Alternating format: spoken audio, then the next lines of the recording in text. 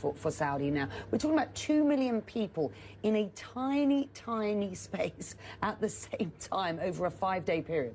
Absolutely, and it's been an extreme challenge for them. It's something that they've been hosting for 1,400 years. And over the last few years, over the last decade, they've definitely been investing more in infrastructure, whether it's creating wider bridges, bigger bridges to be able to access the points, having discussions with religious scholars about actually widening the space that is considered the holy territory where the rites can be performed. Security personnel are ever present. Tens of thousands of medical people that have been trained, up to 1,000 security cameras covering almost literally every single spot at the Hajj. And as electronic devices become more prevalent, this year, for example, they've introduced the e-bracelet for the pilgrim, so that any pilgrim can immediately be scanned and they know who they are, where they're from, where they should be staying, and what kind of medical conditions they can have. So every year they seem to be learning from the previous year, but that many people in that small a space is just bound to be a challenge.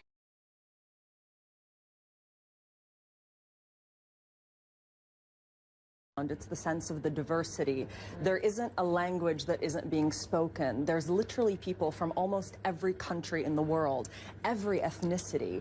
And also what strikes you, and having been to Saudi Arabia, you'll relate to this, is usually men and women are quite segregated in public spaces. But at the Hajj, the men and the women are performing their rituals together, they're praying together, and because everyone is wearing the same white robe, which is intentionally meant to symbolize equality, you can't tell rich from poor. And some of the people you meet have actually saved their entire lives to be there at the Hajj at that moment. And so as journalists covering the Middle East, and this is something you definitely will be able to relate to, is we often meet people on some of the worst days of their lives, but this was a story where almost everyone you met, you were meeting on the happiest day of their life, and the tears were of tears of joy, especially today. Those pictures our viewers were just seeing from Mount Arafat.